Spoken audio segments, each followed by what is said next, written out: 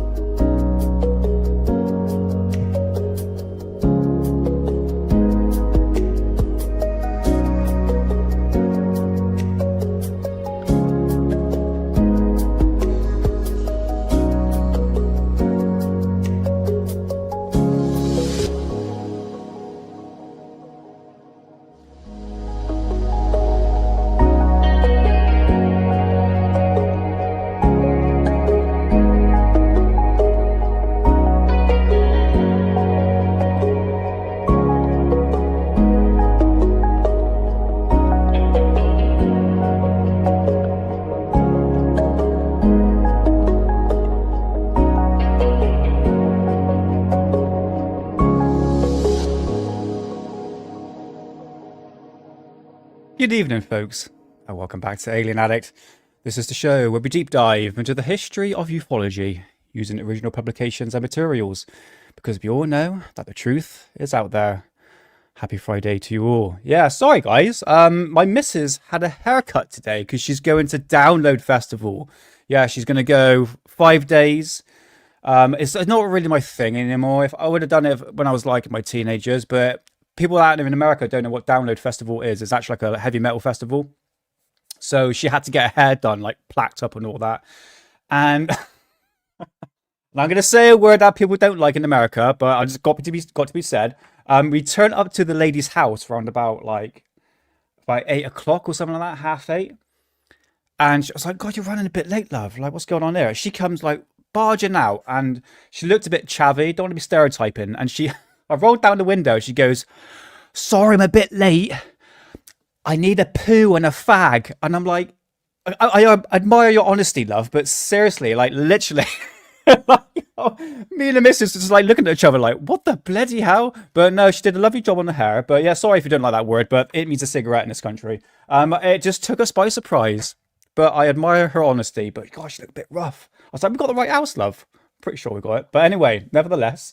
Hey Nathan, brother, how's it going, man? Right, so next week, I'm actually having Nathan on the show on Friday. Yes. So what I'm going to do, Nathan, is a brew and a poo. Yes, Sophia. Yes.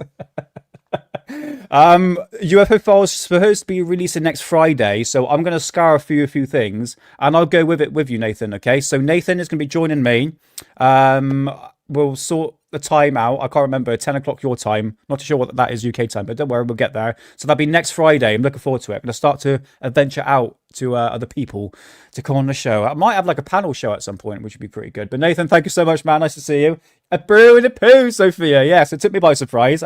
I admire her honesty. Honestly, I was like, okay, that was a bit. But nice to see you, Sophia. Hope you're doing well. Oh, Sophia, we've had another solar blast from the sun, and I think I'm going to check the app right now. It's pretty much clouded over. It's pissing down with rain tomorrow. Let's have a look.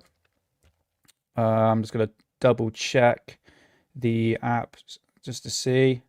Ooh, Sophia, 62%. You might have a chance. You might be able to see it. The aurora. But yeah, nice to see you, Sophia. Johnny, how's it going, Johnny? Nice to see you. Hope you're doing well. UFO.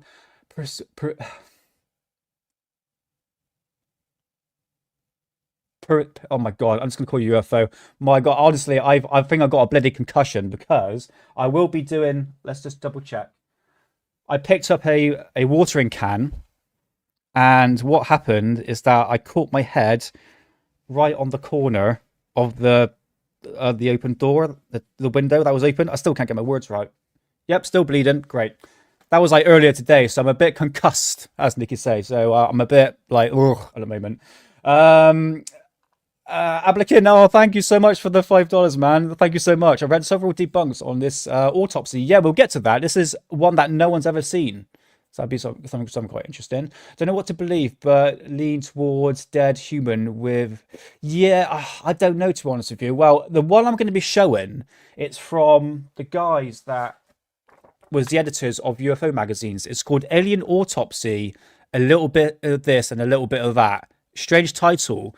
No one really knows about it, but it goes into like proper detail into oh god, I forgot his bloody name now. I'm not doing well today. What's his name? Ray Santilli's story. It's actually quite interesting, so I'm gonna be showing that today. But nice to see you, and thank you so much for the $5, man. Much appreciated, brother. And pleasure as always to see you. And Persentia, that's it, I think. Do apologise, but nice to see you. Welcome on in. Nice to see you. Let's go for chat. Twisted Hippie, nice to see you. At least you got your name right. John Strokes, thanks for the shout out, John. Much appreciated, brother. And Buddha Khan, how's it going, man? Nice to see you. Science Evidence Fringe, how's it going? Happy Friday.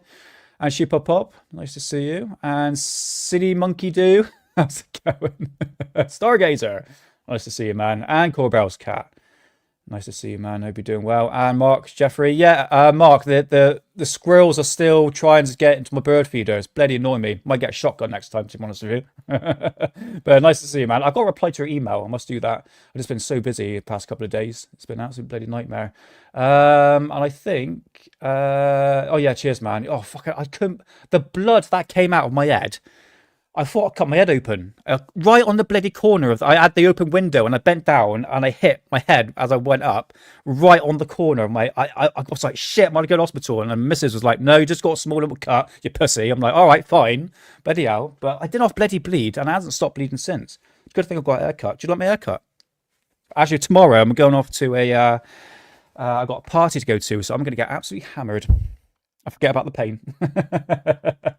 Alien Autopsy, the first review showed up on the premiere. Oh, yes, it was on Fox in 1996. Actually, I'll go back to what I said in my other videos to say that Fox News, or Fox in general, the network, didn't really talk about UFOs and almost stigmatized it. I was completely wrong.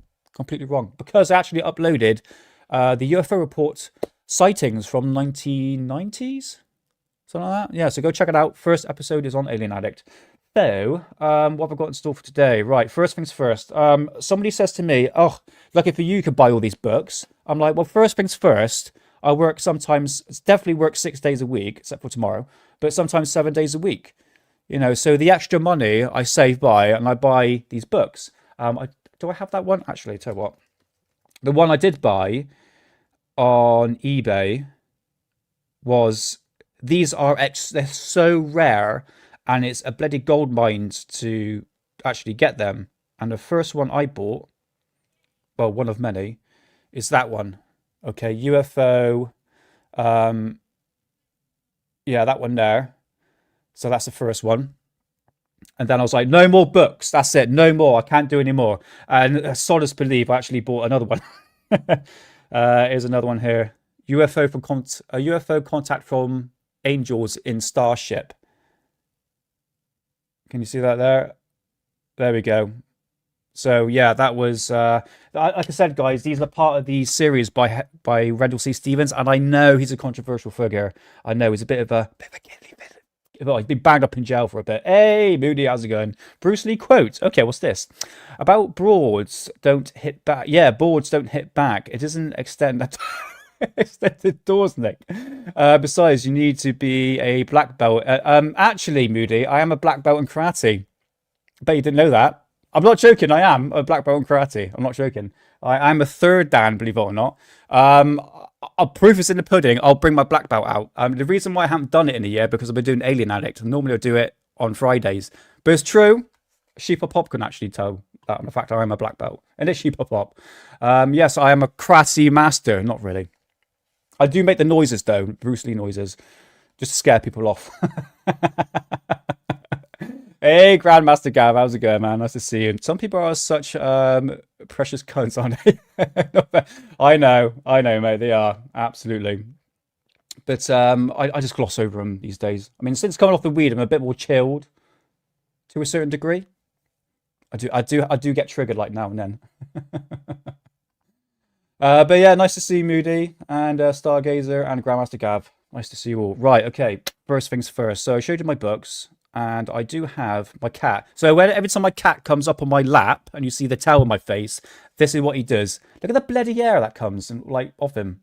Look at his little face. His name's Lucifer. You know, like Lucifer, what's it called? I'm screwing up my names today. What is it? The light bearer actually represents Venus, doesn't it? Little cute little face. I don't know where he is at the moment, but anyway. And we do have this article from this magazine here, UFO magazine from June of 1997, and that is a picture of me tomorrow after I've had about 5 pints. Yeah, it's Lucifer, but it's Lucifer, like purr as a cat. Exactly, Nathan. Yes, Lucifer. It's actually my missus, because my missus is actually goth. So she buys a lot of goth clothes, and it had a section called Lucifer, and I had a picture of a cat. I was like, oh, that's perfect for a black cat. Absolutely perfect. Hey, Ben, how's it going, man? Nice to see you. But that is me definitely tomorrow after like 6 pints. In here, oh, do you know what? I just can't be bothered reading. I'm going to read this for next time, actually. So here's another article in here, Canada's Secrets on UFO Files. And it kind of relates pretty much what's happening today to this document right here. But I think I'm just going to skip it because I want to talk about alien autopsy. So skip that, I'm not reading. Because I swear to God, I got concussion.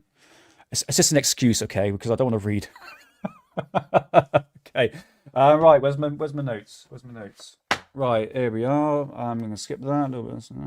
Okay. So yeah, it's a very basic show today, guys. It's normally not like me. I like to do a bit deep dives, but I'm going to show this documentary called "A Little Bit of This and a Little Bit of That" to do with the alien autopsy. And hey, Jamming Music Man, how's it going, man? Nice to see you. Happy Friday to you all. And yeah, I hope you're doing well. I've got, which button do I click? It's that one there, isn't it? That one to that. Yeah, I would say the hype for this Grandmaster Gab was pretty big. Okay. And in all honesty, I thought the alien autopsy was real. I'm going to be honest.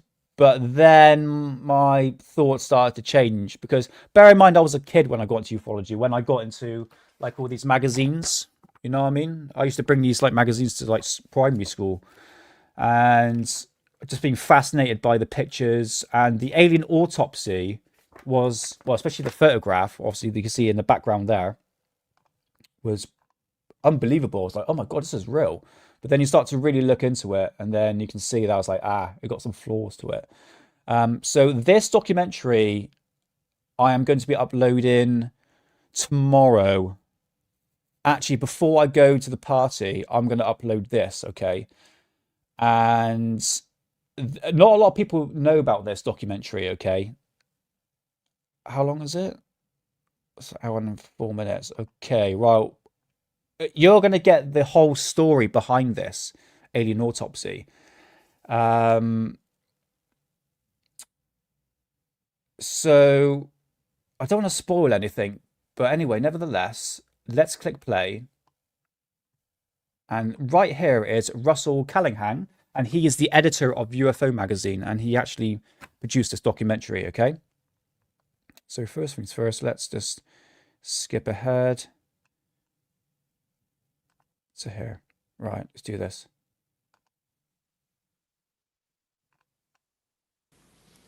The first time I heard anything about the so-called alien autopsy was in about the summer of 1993.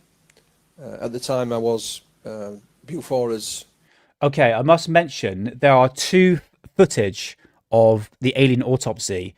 One of them is actually on original documentary uploaded to Alien Addict, which is called Aliens Reasons to Believe. And it's like a black and white footage, really grainy footage of this alien on the bench. And you can see two people behind it. Moody, you probably know what I'm talking about here. But then, I found out from this documentary that, or spoiler alert, that the fact that Ray Santilli's actually made that footage. And then he made the alien autopsy one, the one that we all know. So just sort of clarify that. But he will talk about this in this documentary. press officer, and I received a call from a chap called Ray Santilli. Didn't know this chap, never met him, and at first he just asked if myself or Bufora would be interested in helping out with a UFO documentary. No mention of Roswell or anything of that nature, so we said, yeah, well, probably. And we had several further telephone conversations in the ensuing weeks. And it was during one of those weeks that Santilli said, well, I happen to have footage of the UFO crash at Roswell, as he called it in those days. Not Roswell, but Roswell. And not only the crash, but the autopsy of the recovered creatures. Would we be interested? Obviously, we were interested. My reaction was, well, you know, this is just another story on the end of a telephone. Oh, hi, Bob. Show How's us it going, the mate? film. Nice to see you. So Santilli said, yes, I'll show you it. When? Later. When? Later. Yes, I can. No, I can't. It was a bit like a pantomime. This went on backwards and forwards. You have to remember this is the days before email, so this was mainly on the telephone, occasional fax from Ray or one from me to him. And that's how it went. I met Ray Santilli in 1994 for the first time. Bufora was staging a lecture at the business school in London, and apparently his offices were nearby, so I invited him to the lecture. And that's when he retold me the story of how he claimed to have met this mysterious cameraman, bought the film for cash, and wanted to release it. Again, So Ray Santilli is the guy that was behind the alien autopsy. He's the one who actually had the footage. So Peter, oh my god, I forget his bloody name. Oh my god. I'm sorry, guys. I'm skipping on these names, but is it Peter Man? Not, he's a politician, isn't he? Oh, this guy here, I forgot his bloody name, but he's in pretty much in ufology at the moment. Talks about the Pascagoula case, but he was. I forget. Shut up, Nick. Let's just play the thing. show me the film, Ray. Just show it. Yes, I can. No, I can't. And on it went. And so I left it at that. You know, I informed a few colleagues, both in the UK and overseas, that of this man's claims, and almost forgot about it. Then in early 1995, I received a copy of the Roswell movie on video, purely for review purposes. And that prompted me to remember this man, Santilli. He'd given me his business card, so I pulled it out of the file. Yes. And said, Thank you, John. Yes, Philip Mantle. Yeah, thank you so much. Oh, these names, man. Oh, you know, do you still have this film footage, Ray? He says, yes, but you don't believe me, Philip. I told him to get lost. good point. And I said, well, show me it. Okay, make an appointment and come and see me. So I think it was either February or March 1995. My wife and I drove to Santilli's offices in Balcombe Street in London. And hey presto, he started to show me the film. First piece of film I was shown was the so-called tent footage. And over the next couple of months, there was 2 separate autopsies and what has become known as debris film. Now, in 1995, I was also Bufora's conference Yes, they organizer. do, mate. They do. So thinking on my feet, I said there and then, once I'd seen the film, it was no longer just a story. Show it at the conference. They show everything. Organised for August of 1995, and he said, yeah, okay. Didn't expect him to say yes. The reasoning for being that wasn't just to sell the conference. I knew that if we could show something like this at a conference, it would get the film out into the open. In my opinion, that was the best way we'd ever find anything out about this film, and I stand by that. The early days, when I first heard the story from Ray Santilli, I informed a few colleagues about his claims, because that's all they were at the time, just claims. And that included some of my colleagues at Bufora, some of the main Roswell researchers overseas. I wrote to them and informed them, and also the Mutual UFO Network. I was their representative in England, and I informed Walter Andrus, their head man at the time. And it was, again, just pretty much a story. They were intrigued, but no more than that. In 1995, when we'd finally seen the film and the media started becoming interested in it, again, that was purely by chance. Certainly my colleagues at Bufora were apprehensive, to say the least. I think in some circles there was a little bit of envy, if you like, because I was involved and they perhaps weren't. But it was certainly one of apprehension. They didn't want to be thinking they'd been taken in by anything. But I stood by my initial reaction when I saw the film. We had a film. It wasn't a rumour anymore. It was there. This man was willing to show it at our conference. And again, I was confident that if we could get the film out into the open, then hopefully somebody somewhere would shed some light on it. If it was... So the original alien autopsy footage was shown in a conference in 1996 before it was actually aired on TV. So going back to what you were saying, yes, brother, it does talk about, what's your comment right there? Or is it too? Yes, it actually mentions the people involved here. A lot of people don't know this documentary, I have to admit. So it's quite interesting. I learned a lot from it, from the people involved. But going to what She Pop Pop said and Science Evidence Fringe and Monkey Silly Do, yes, it's going up in price. Believe me or not, these UFO books are like a flipping gold mine. So yeah, I'm collecting and preserving the history of ufology in my book collection. I need to get a new bloody bookcase anyway. I'm rambling on too much, but yes, it's definitely his investment. Hey, we'll see you now. How's it going, man? Nice to see you. So yeah, it's definitely worth the investment, I should say. It's authentic. Someone might come forward and say, that's my grandfather or my father, and he told me all about it. Alternatively, if it was a fake, someone would come forward and say, I'm one of the actors in it, or I was the sound man, or I was the cameraman, or whatever. That was my intention, and I stuck to it, and I would not move from that viewpoint no matter what. And I came under quite some pressure at some point from Bufora. Yeah. But I stood firm, and I would not move from my stance. And I think today I feel vindicated. My name's Keith Bateman. Originally I started just playing in normal bands from school. Oh yeah, mate. I actually had, believe it or not, his picture up. Yes, very, very sad. Me and the missus were watching Buffy the Vampire Slayer, and yeah, I couldn't believe he died today. Was it ammonia, wasn't it? I think something like that. But yeah, 72 years old. Oh, what a shame. Yeah, Anthony Head. My missus was devastated. But yeah, rest in peace, Anthony. He lived in Bath, not too far away from it, actually. I then wrote a couple of songs. One was called the Yuppie Song, and the other one was called I Can't Wait to Get on the Beach. And they were picked up by the BBC and a record company called Dingles, True. which had the hit Day Trip to Bangor. We had problems with the distribution of the single, although we did get play on Radio 1, and the BBC did the video. I was then approached by, pardon me, I was then approached by a guy called Brian Paul from the Tremolos, who had two daughters called Karen and Shelley, and I wrote a couple of songs for them, which they got a deal with a company called Psy Records. I worked with them for a couple of years, and they became Elisa's Attic. We came across Ray Santilli when we were working with Brian Paul from the Tremolos. What happened is that they did a song called the Travelling Rinklets, and Ray was asking people to go around the different shops and buy the single back so it could push them into the charts. That's the first time I actually come in contact with Ray Santilli, because he actually paid me to go to some of the chart shops. You know. Moody, was one of the links you sent me of Ray Santilli dressed up as a bird. Is it the bird song? Wasn't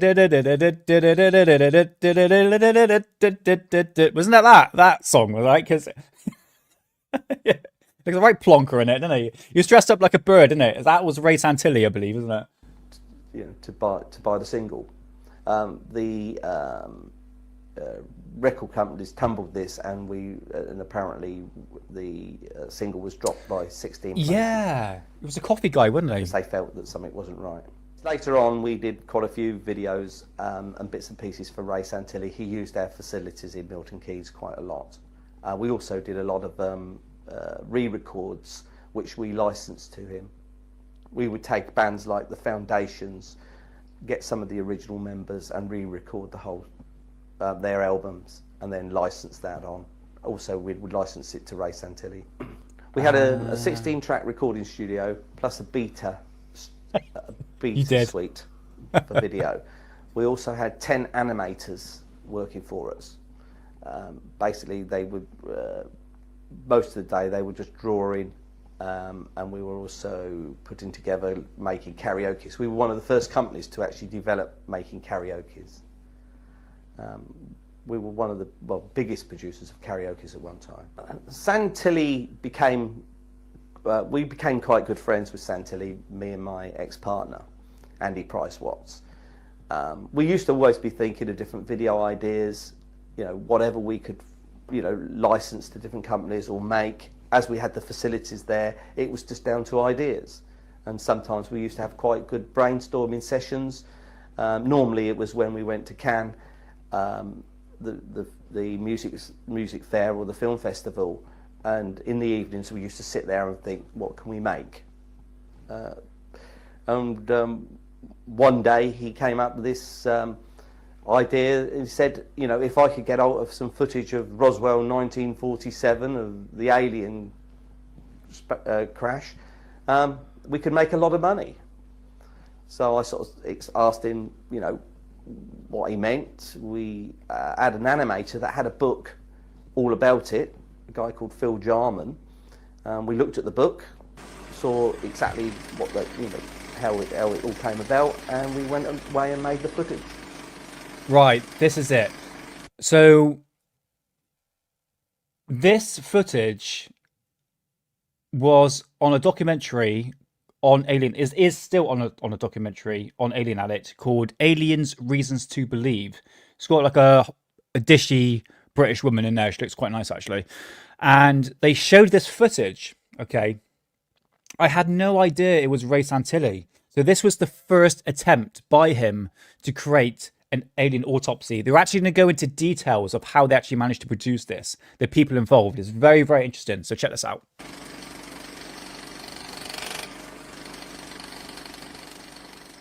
Myself, my partner, Andy, our studio manager, Elliot, our tape op, and a butcher, and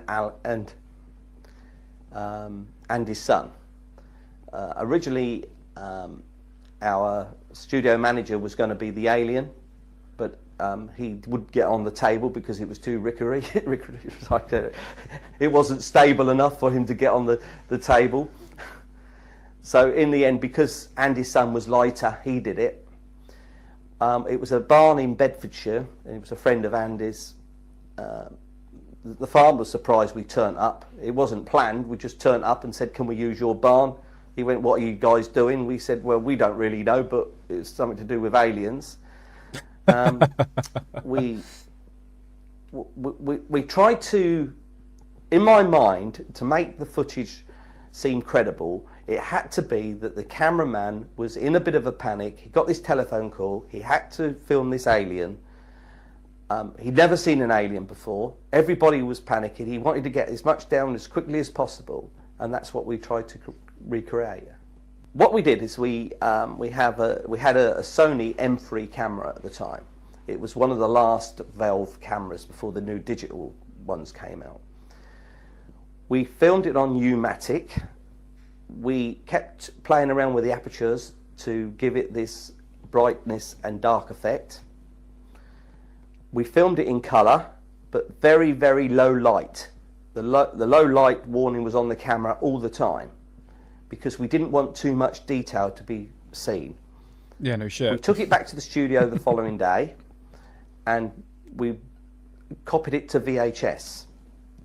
We then copied it back to beta because we wanted more generations to degrade it. We then put the beta through the computers, which allowed us to put special effects on the footage, also make it black and white. We also just speeded it up a little bit, but not constant, just in sections. After that, it was then dropped back to VHS, which gave us our master.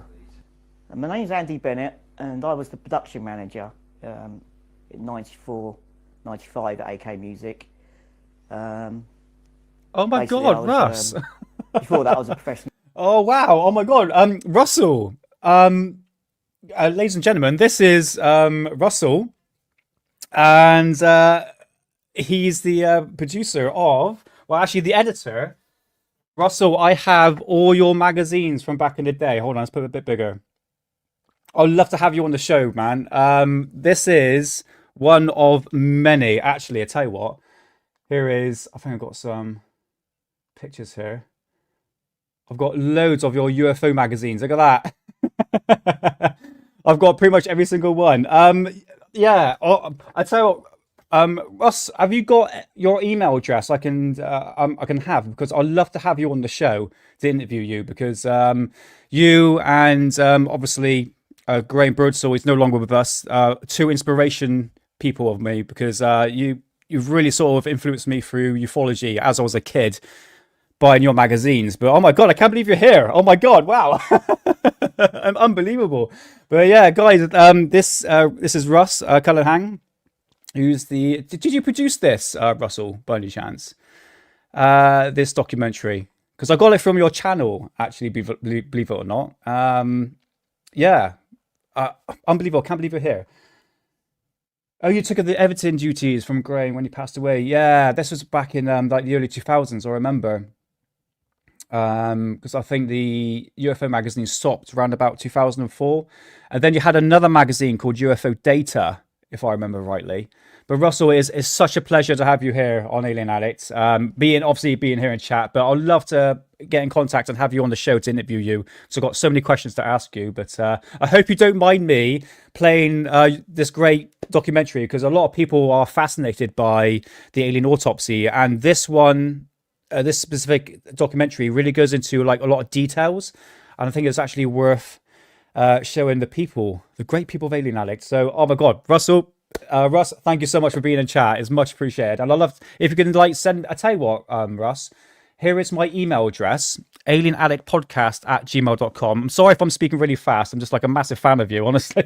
I can't believe you're here. But yeah, if you can message me on alienaddictpodcast@gmail.com, and we can get in touch.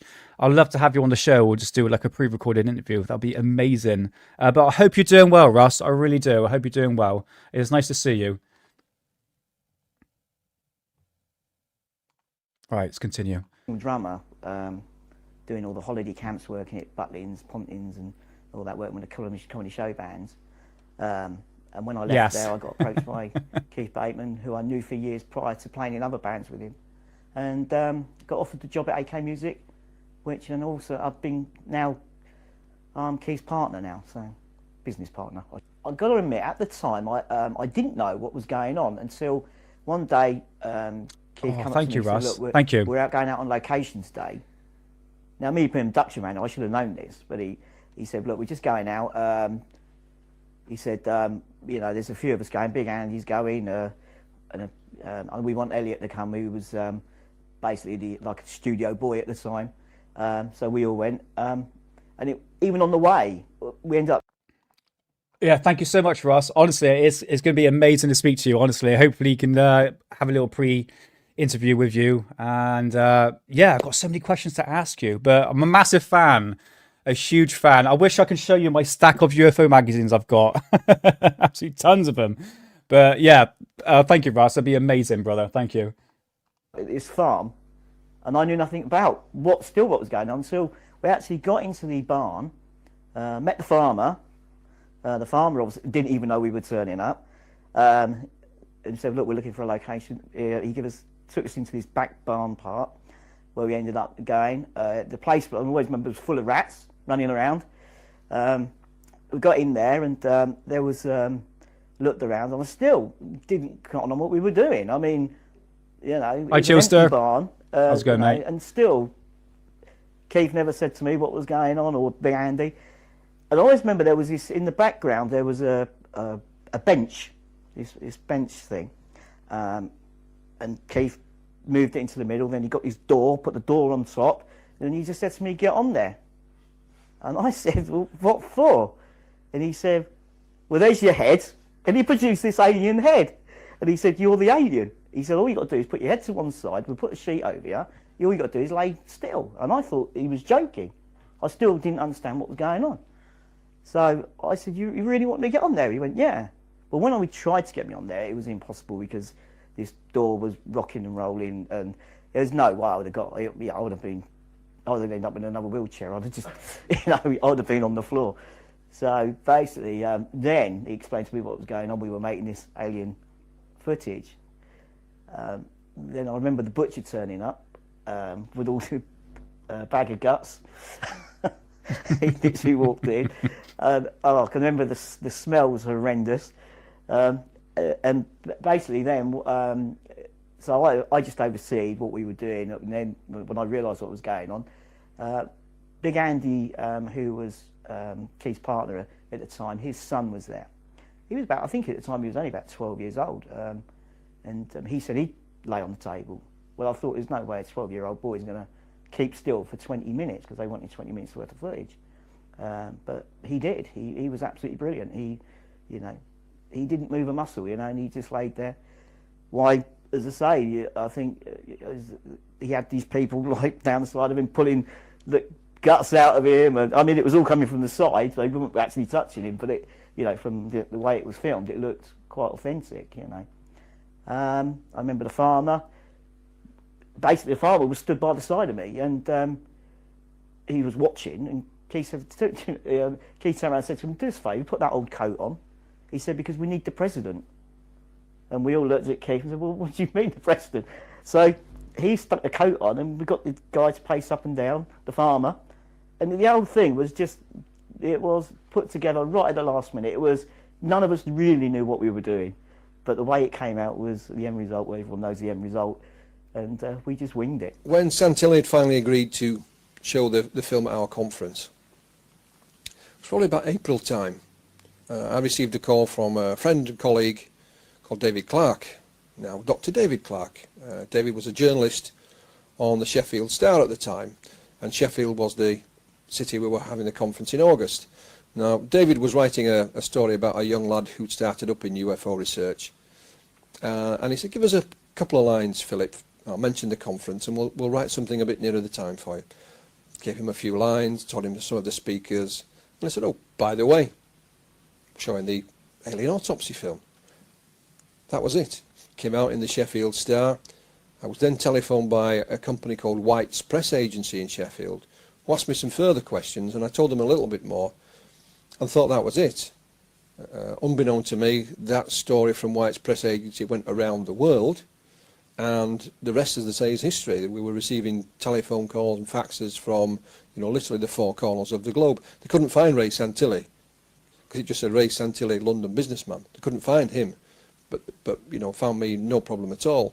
So there were those at the time who said, yeah, Ray Santilli had got this great marketing plan put in place. Well, I'm afraid he didn't. Up until then, Ray's intentions were to release it solely on video. Nothing. There was no media, no newspapers, no magazines, no TV involved at all. And it's then and only then that Ray's strategy changed. The television, literally, I received faxes from the major networks from all over the world. So Ray had an idea to do a screening, mainly for the media, but there were some UFO researchers involved as well, at the Museum of London on May the 5th. Invited audience. And that's where the television really got interested. They came from all over the world. There was a few UFO researchers there as well. Nick Pope was one of them, Kent Jeffrey another, and Maurizio Baiata from Italy. There were several. And that's how the media became interested. They saw it themselves for the first time that day on May the 5th. And Santilli went back to his offices and sold the rights to it around the world. My doubts about the authenticity of the Alien Autopsy film really began, I would say, after August 1995. We'd shown it at the conference, it had gone out across the world, on television, it'd been in newspapers, magazines, and Ray always made no secret that he wanted to make money out of this film. This is the thing. This is how it's very divided. It's like the Skinny Bob situation, that people think it's real. As the same with the Alien Autopsy. And you got to think, what was Ray Santilli actually, his motive, basically? Obviously, he was a producer. He was in the music industry. So, obviously, when you looked at the first Alien Autopsy, the one that was in the farm that we just saw before of what we're going to be seeing, well, this was like a couple of months or a couple of years before the real Alien Alien Autopsy. So I'm screwing my words up today. So you can see there is a motive behind the fact that there is potentially money involved here because he wanted to sell the right for the Alien Autopsy footage. This is it. You need to understand the motive behind it. And I think Philip Mantle really goes into specific details about this situation. He was a commercial animal, and he'd made a number of promises to have the film authenticated. Kodak in the UK were lined up, Kodak in the USA were lined up. We have private specialists lined up in various parts of the world. Hope you're doing well. If any one of these outfits or organisations had given their official seal of approval to that particular film, if they'd have analysed even one frame and said, yes, that is definitely circa 1947, the commercial value of that film would have risen enormously. It would have got the official stamp of approval. And Santilli, being a commercial animal, would have known that, you know, quite easily. That led me to have doubts. You know, if this film was authentic, welcome on in. Nice to see you. There was no reason on this earth why he shouldn't have it authenticated. It shouldn't be scientifically tested. Just one frame or a few frames would have been quite sufficient, and he didn't. And that's where the doubts set in. And I remember sitting at a restaurant in London with Ray discussing this, and I told him to his face, you know, if I can ever find this film, prove it to be a hoax, prove it to be a fake, then I will. And he said, well, that's fine, Philip. And he didn't say anything else. And I was determined to get to the bottom of it. Having doubts and just dismissing something, in my opinion, is not good enough. If you believe something is phony, is fake, or is a hoax, you have to prove it. I rang Santilli, said, we've done this piece of footage, Ray, I think you're going to like it. And I sent it up to him. We actually biked it to him. Ray had an account with a motorbike firm, and we just put it on his account and sent it up to him. I heard nothing from Ray for a couple of days. Then I got a phone call saying it wasn't very good, you know, can't use it, but could we put an access number on it, a restricted access number on there, and we'll try that. Santilli said it was no good. So we just sort of like thought, well, we'll sell it to somebody else later on. Ray Santilli rang me up and said, Keith, is it possible if you could make a better video? I said, well, it would cost a lot more money than what we've, you know, the production that we've just made. So he said, well, could you, you know, get me a budget? I rang up Pinewood Studios and asked them how much it would cost to make a mannequin model of an alien. They came back with prices between £15,000 to £25,000, depending on a lot. If we wanted it to bleed, if we cut it, bits and pieces.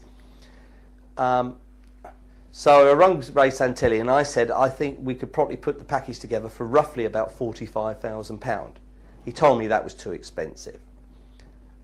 So I never heard anything more from Santilli about the alien footage at all until I was up in his office for other reasons. That's a lot of money. And he said, Keith, can you give me your opinion on this piece of footage? And that was the second alien autopsy footage that he showed me. So apparently there is another piece of footage that no one's actually ever seen. I know Philip Mantle have seen the footage itself, but that's a lot of money to spend back in the 90s, isn't it? When you look at it, was it 40 grand? You know, so you got to think if he's going to sell the footage off, knowing how big it's going to get, we're talking about specifically Ray Santilli here, is he going to get the royalties back? And I presume he must have at some point, because you know how popular this was back in the 90s. I clearly remember this as a kid. It was huge. It was massive. It's all in the UFO magazines, you know, pretty much on a monthly basis, like Area 51, etc. But yeah, but you see, guys, this is what I like about this documentary, is that it goes into specific details that I think a lot of documentaries about the alien autopsy gloss over, because you're getting the people that actually know Ray Santilli. I said to him, yeah, it looked quite good, Ray, but I felt that it was a little bit too polished. Hey, Jay Hardesty, how's it going, mate? Seemed, Welcome on in. yeah, to me, not very convincing at all, and I was a bit surprised if anybody would have fell for it, but he seemed convinced that, you know, this was a great production he had here. One of the curious aspects about this whole film, and I'll go on the record here and now, and this is the year 2006, I have no doubt that it is a fake. It's a complete hoax made for money, and I think I can prove that. I think I've got sufficient evidence to prove that. But the one thing that sort of leads me to think, well, not maybe about this film, but is there something else? Is there some kind of film out there? I mean, if we talk about Roswell in general, many of the eyewitnesses always said that film and photographs were taken. So it's not unreasonable to assume that maybe somewhere somebody may have seen this film. Now, my research has uncovered about 8 people, mainly in the United States, but not exclusively, who claim to have seen something, if not the same, but very, very similar, all of whom were prior to Santilli's ownership of it. Now, some of these are ex-military. One is a medical person here in the UK. Another is a multi-award winning press photographer in the UK. And they also, not the same story, but a similar story of having witnessed something not too dissimilar to what Ray Santilli has on his film. And that's why even today there are one or two who think, well, maybe, you know, Ray did have something to begin with, but made a mess of it or lost it, or, you know, the film was indeed destroyed before he could get it home. And that there could well be real footage out there somewhere. And I think it would be foolish to rule that out. So we have a small band of people who claim to have seen something very, very similar to this. We also have one or two close encounter witnesses. A very famous one, indeed, the late Betty Hill, said that in a personal correspondence to me, that the being on that film is the closest that she's ever seen to the beings that were encountered by herself and her husband Barney. You know, again, it doesn't prove anything, but it's just an interesting little side issue. So it would never surprise me if there wasn't something similar to this out there somewhere. But again, we only have stories, we have testimony, we have eyewitnesses. We don't have film or photographs. And until such day as we may have, then it's just an intriguing little side issue to the film itself. And we'll have to wait and see what happens. Maybe somewhere there is some film. It's a very intriguing aspect of the whole story. Right, okay. Yes, Grandmaster Gav, I was just reaching down for my magazines. So let's put it a bit bigger. Better than that. There we go. I have here, amongst other ones as well, this is all my unexplained magazines. Okay. These are from the 1980s, I believe. Yeah, so these are from the 80s itself. So I've got a number of those. Actually, quite a number of them. Okay. But I also have the first editions. This is volume 1 of the Unexplained. And in here is this fantastic. So it shows like real decent photographs of like UFOs from back in the day. So I have a number of volumes of that. And Russ, if you're still in chat, I got something here. I have one of your first editions of Graham Birdsall's. This is called Guest Magazine, and in here, for instance, like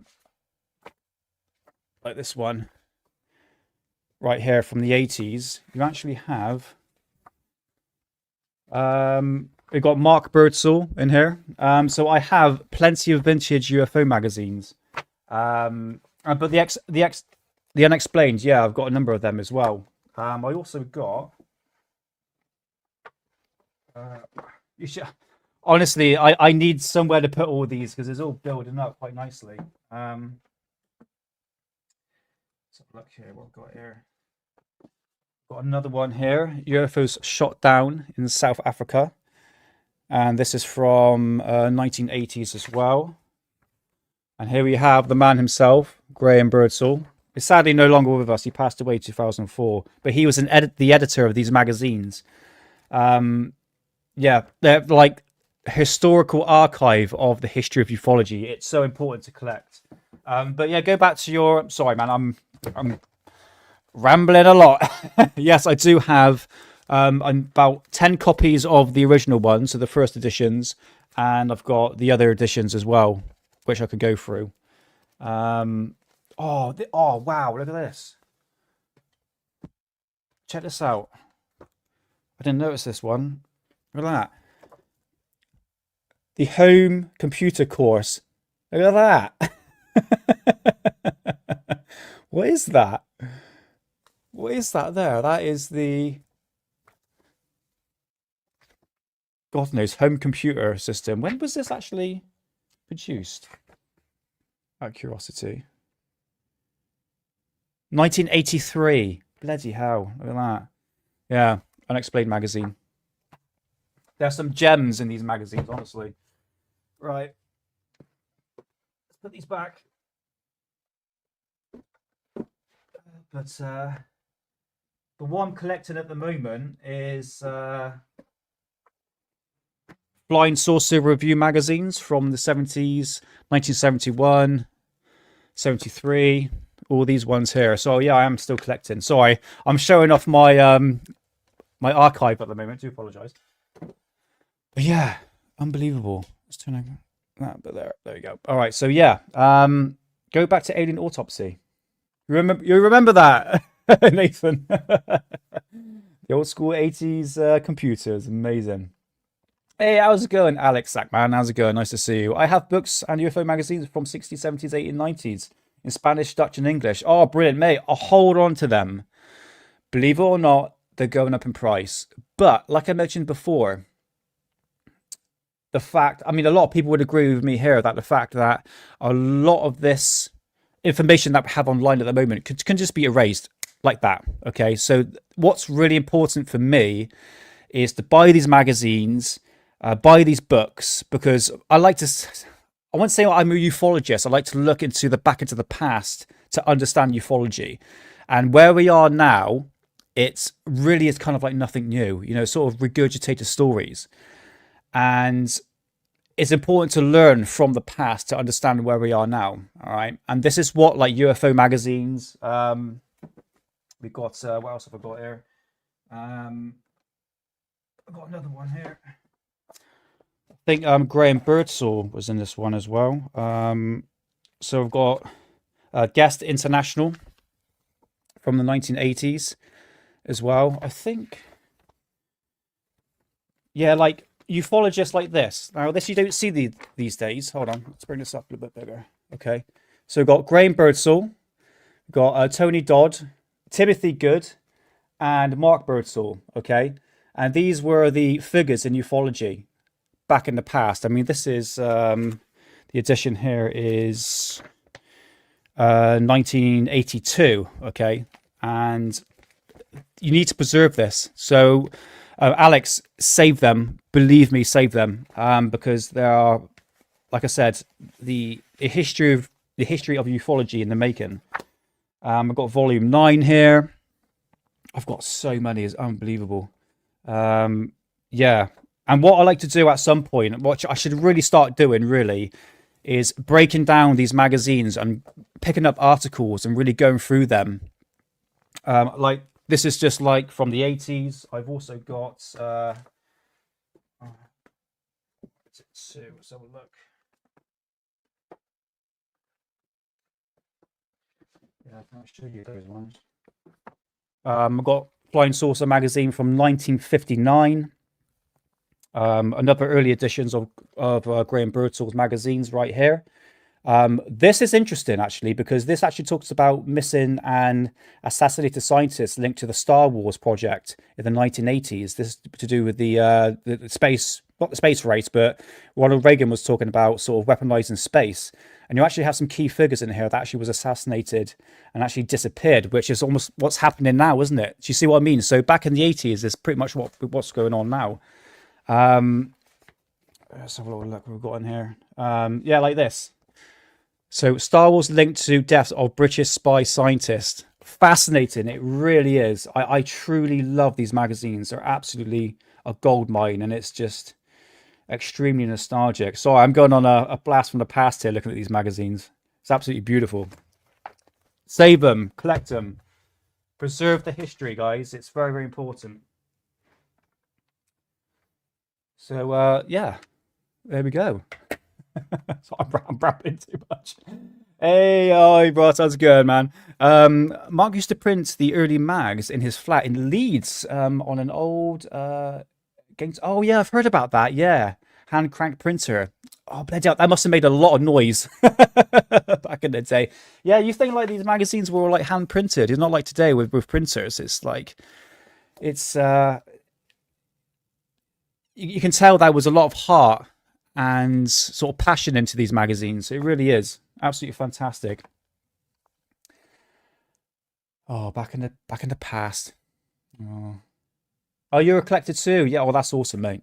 Honestly, collect these magazines and books. Like I said, I've been buying these UFO books from Reynolds C. Stevens that are extremely expensive, but preserve the history. Thank you, Twisted Hippie. Much appreciated. I think that is it for that. Okay, let's continue just for a couple more minutes.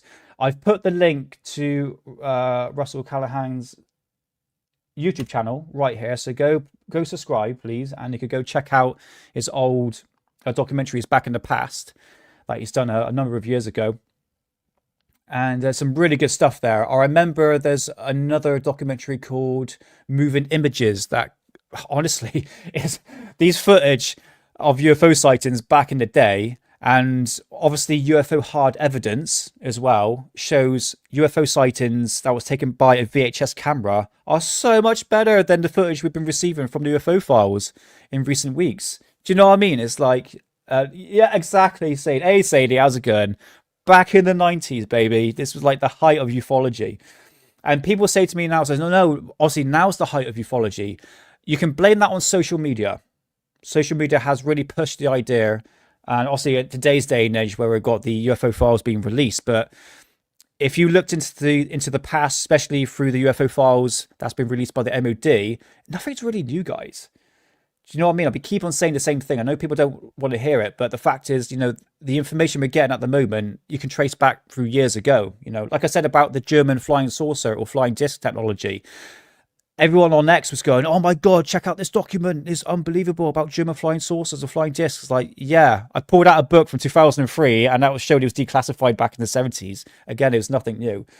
It's just, unfortunately, people don't really do, like, historical look into the past of ufology. But yeah, love the 90s. That is obviously I was born in 1989, and I think my mum got me the first UFO magazine 97, I think. Yeah, I used to bring it into primary school. I'd just be fascinated by the pictures of UFOs and stuff like that. Absolutely fantastic. Let's have a little look here. Oh, I'll tell you what, Russ, it is relentless on X. I have never seen so much AI schlop now put on social media. And there's a lot to do with like clickbait farmers that just want the attention for the dopamine itch. They're like, oh, I'll just put this fake video footage. And it's clearly fake just because you want click, likes, and views. And I'm pretty sure they're getting revenue from it. But you just didn't have that back in the 90s. This is what... for instance, guys, I've been showing you UFO hard evidence, which Russ here produced. He actually created as well. They're fantastic documentaries.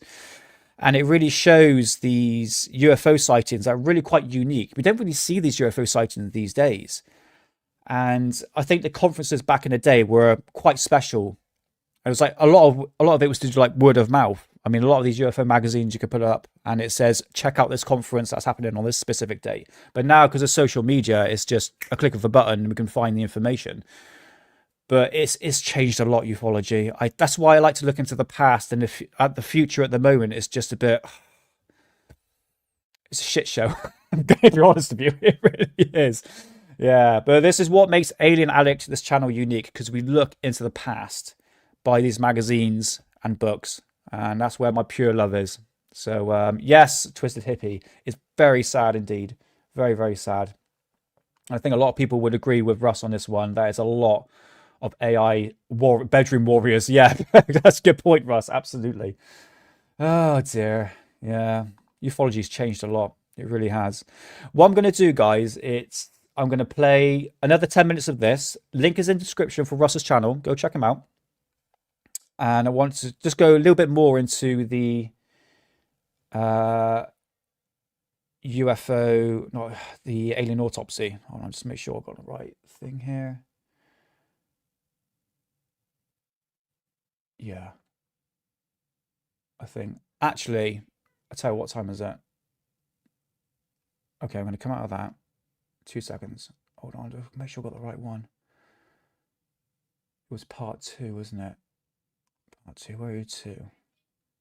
Ah, there it is there. Okay, fantastic. Right, brilliant. Okie dokie, righty tights. Let's bring this up.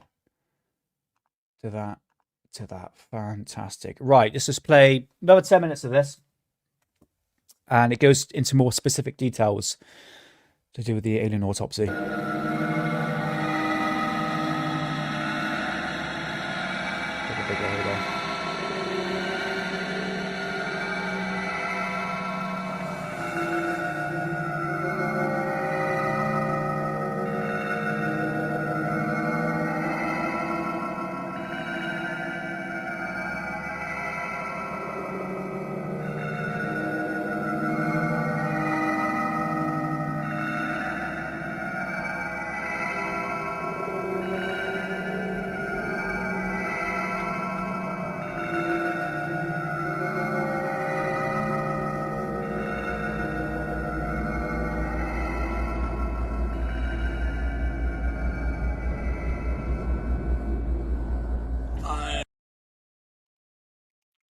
Stop here.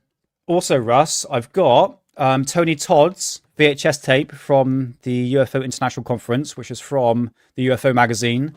And I've got Graham Birdsall's VHS tape from UFO magazine, which was from recorded on the where is it to? Yeah, the 8th of September of 1996 at the Leeds International UFO Conference. Back in the past, yeah. I collected VHS tapes as well, which is awesome.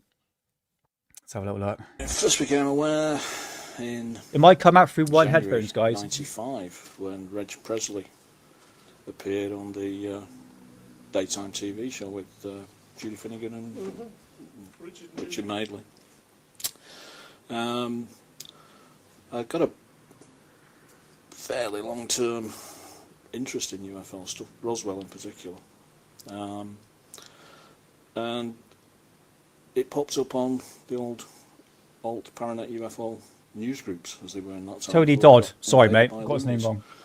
Most of the people that were in the business hung out on there one way or another. And I used to monitor it in my lunch hour. And this pops up more or less simultaneously with Reg Presley coming out that this guy had got this, what he thought was saying at the time was the Roswell alien being autopsy. Transpired it wasn't, but that's by the by. But that's when I first knew about it. Basically the same day that Reg Presley announced it. Oh, Slim Yin, thank you so much, man. Hope you're doing well. Thank you so much for the £5 super chat. Much appreciated, brother. Thank you so much. Yeah, welcome on in, man. It's nice to see you. It really is. And I hope you learned something from this UFO documentary, as we got the guy who created it, James Bond. Johnson treatment is worth listening to. Okay, mate, that's sound. Let's have a look at that. Ah, interesting.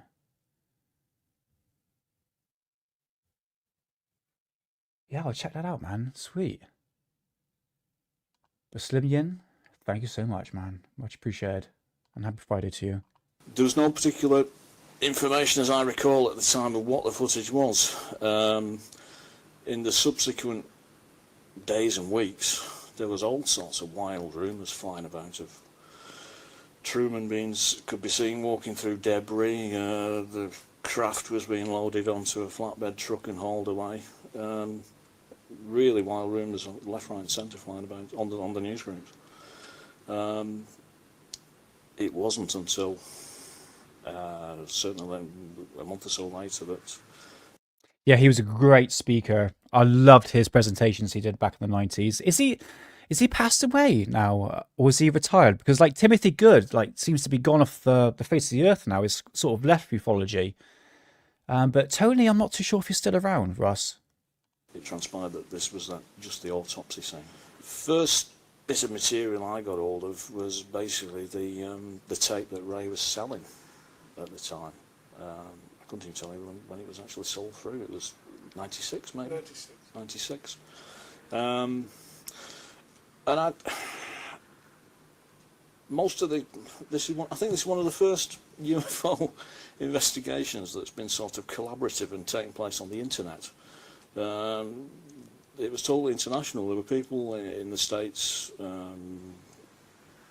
looking at photographs and things like that, and He's no longer queries with were us. popping up No, and being sad. answered almost in real time about the content of the actual images when they appeared.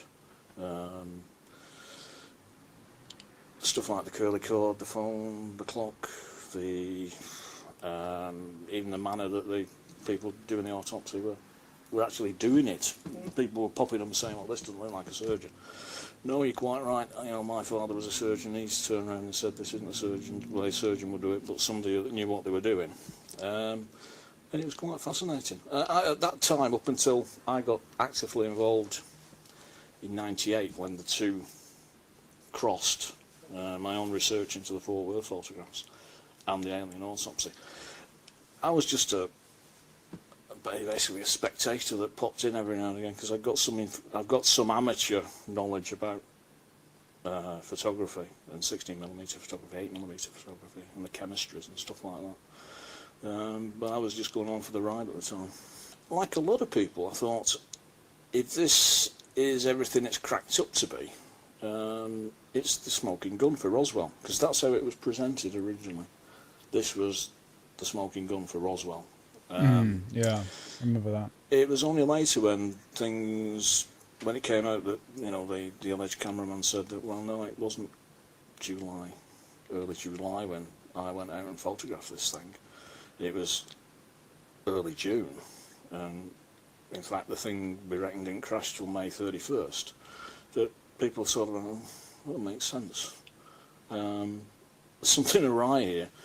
In fact, it almost encouraged the people to say, well, if you were going to hoax Roswell, you would pick the right data.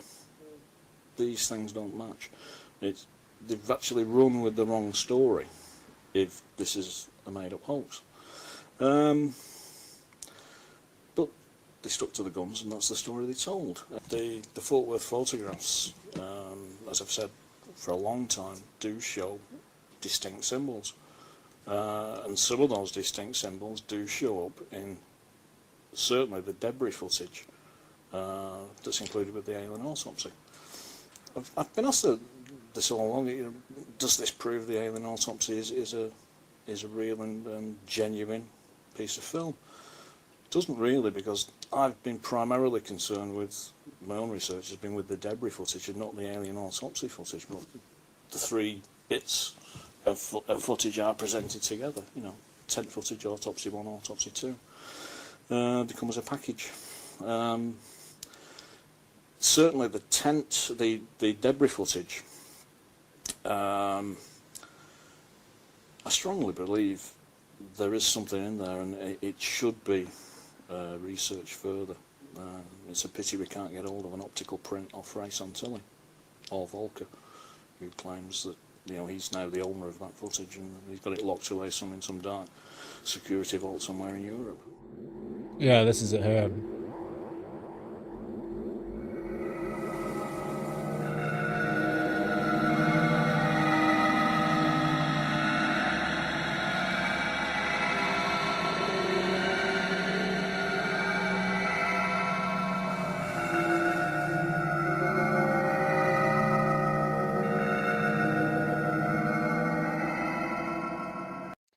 So if you want to see that footage about that tent footage, this documentary right here, Aliens Reasons to Believe, it's actually on Alien Addict's channel. Go check it out.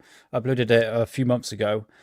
And in here, we've got Linda Moulton Howe and somebody else as well, talking about that tent footage, which is actually quite interesting. But at the same time, no one really knew. And this came out in 1995. Okay, so this was before the alien autopsy. So people really thought this footage was actually real. That came from Roswell, you know. But this documentary here that we're watching actually clarifies a few things. So, yeah, it's interesting to see what people are actually saying back before the known alien autopsy footage came out. It's really quite interesting. So go check it out. Aliens, Reasons to Believe. Well, basically, I knew Bruce Barlow from Transvision Videos. He was making quite a few UFO programs. I was in his studio one day and I said to him, would he like to license the alien autopsy footage? And then I said to him, well, I'll tell you what, you use the alien autopsy footage and I'll license the program from you, which we agreed and put a deal together. I then contacted our distributor, who we arranged to get a release date. In the meantime, Bruce came to the studio and was surprised that we had the alien autopsy footage. He was absolutely shocked that we had this piece of footage and couldn't believe it. He then contacted GMTV, who wanted to do a program about it in the morning. I was in the office putting the sleeves into the videos because we was running out of time for the release date, and Ray Santilli came tearing into the office saying, what are you doing? And I said, what do you mean what we're doing? He said, you know, you're going to muck up a deal that I've got running for my piece of footage. And I said, well, what else does it affect what I'm doing with my piece of footage? And that's when he said, look, you know, I need you not to put this on the television in the morning. You know, what does it take for you to pull it? And I said, well, what's it worth? And that's when Ray Santilli said, look, you know, we'll send you down some cash, and would you, you know, pull the GMTV, which we agreed. A motorbike arrived roughly about 11 o'clock in the morning. There was a brown paper bag, and inside there was a message in green crayon saying, I've never been blackmailed before. And basically that was it. I mean, we sort of said thank you very much and went to the pub. Yes. I don't know who planned to fake the alien autopsy film, who was the brains behind it, if you like, who masterminded it and what their ideas were. I'm pretty sure it was more carefully planned than perhaps we might imagine. You have to remember, Ray Santilli started talking to me about it in 1993. So we're still 4 years away from the 50th anniversary of Roswell. But I guess it's something to do with that it was purely, oh boy, you know, the Roswell anniversary is coming up. And I think it was, even though it came out before then, I think that would certainly have been in the planning.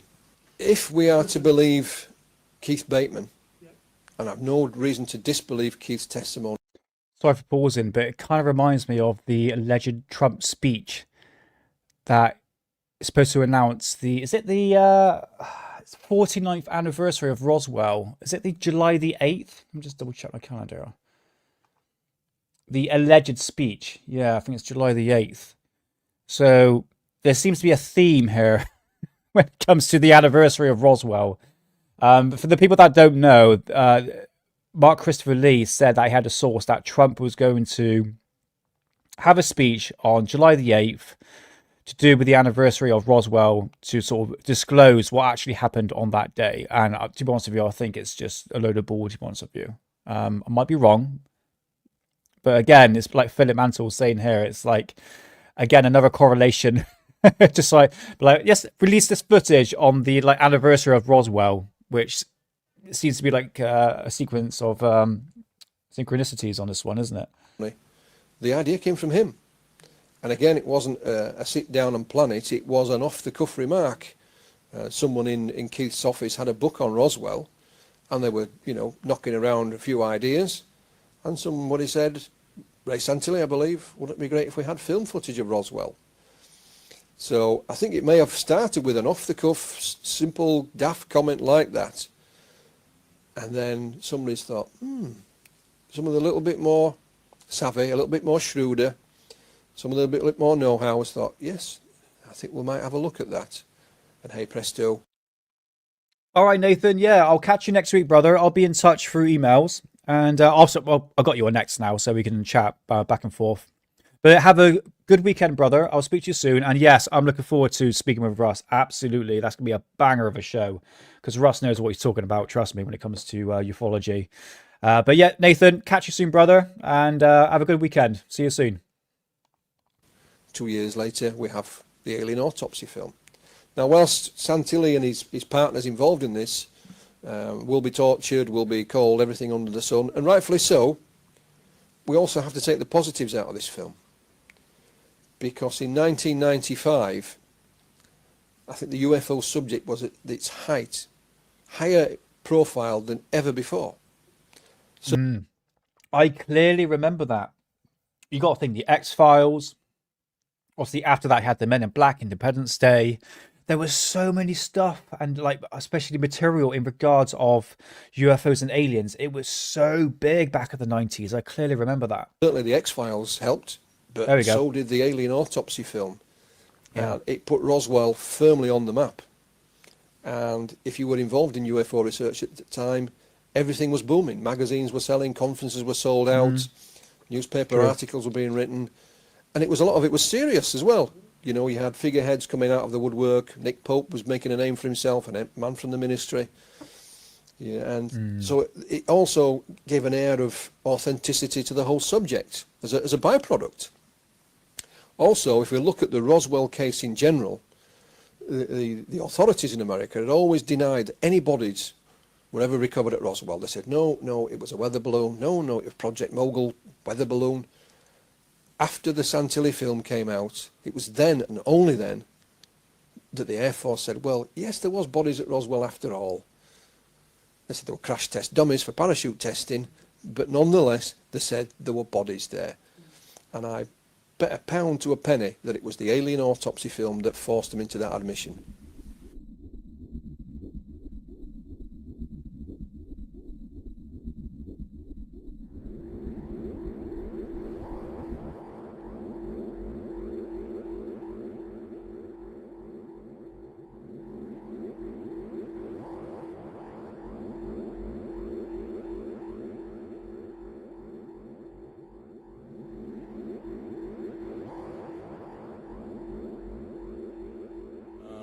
The 4 photographs that Bond took, the first photographs, substantiate his claim that he was the only photographer there because there wasn't a story at the time.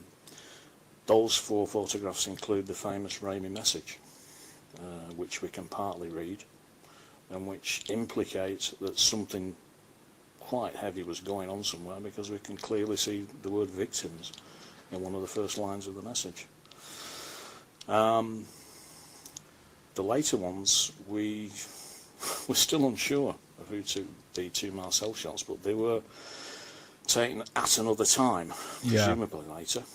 The content of the photographs has been moved around.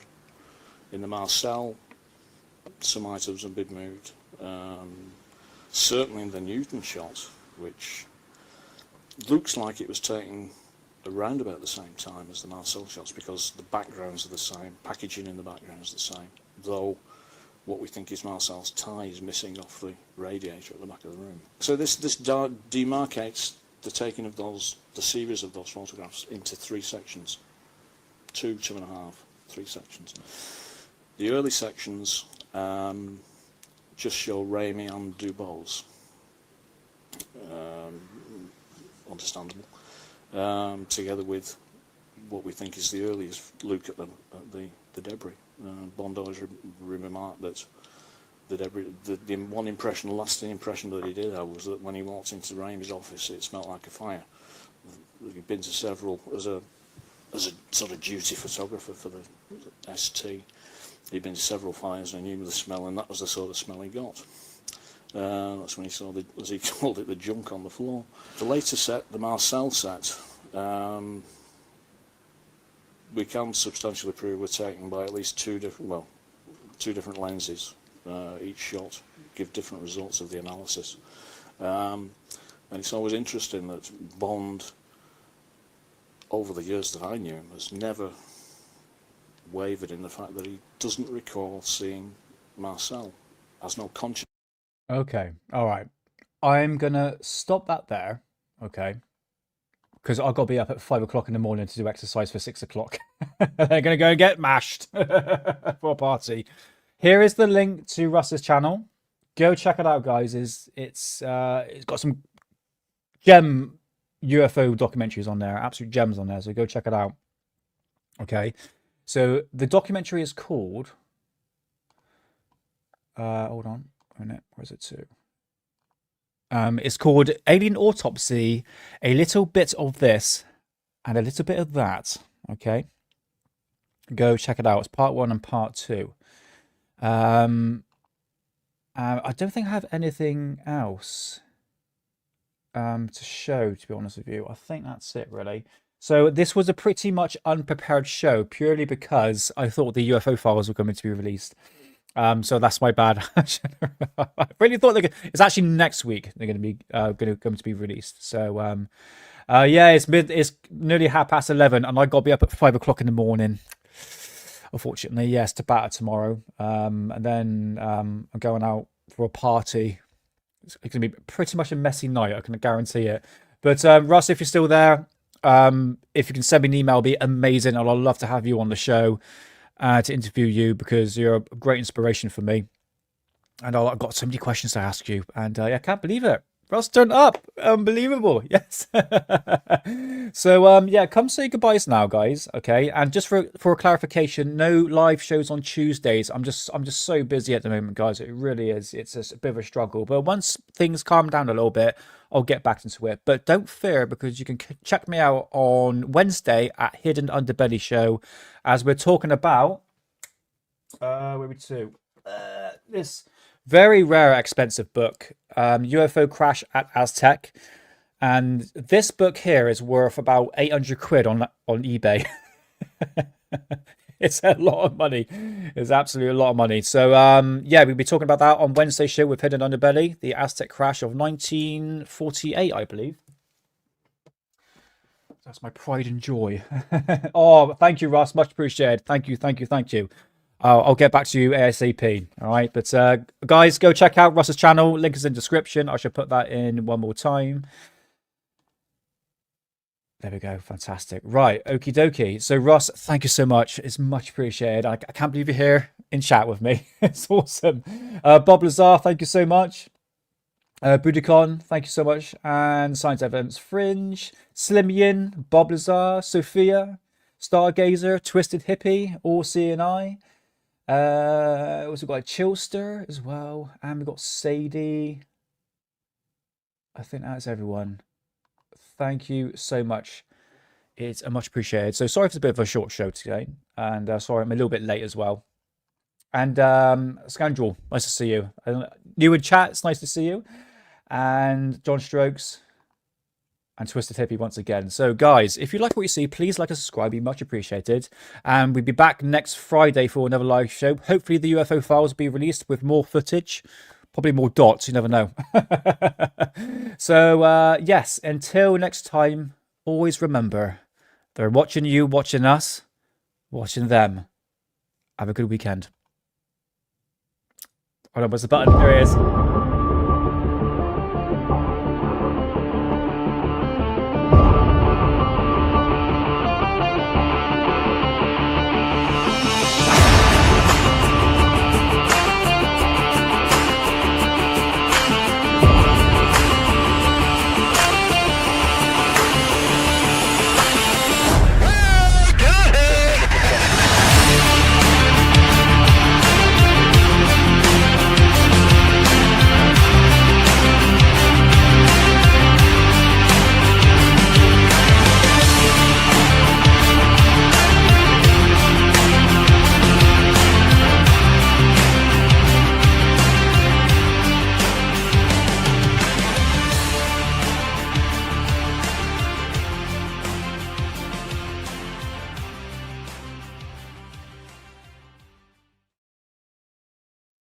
Corbell's Cat, nice to see you, man. Welcome on. Oh, I was going to say, have a good night, I should say.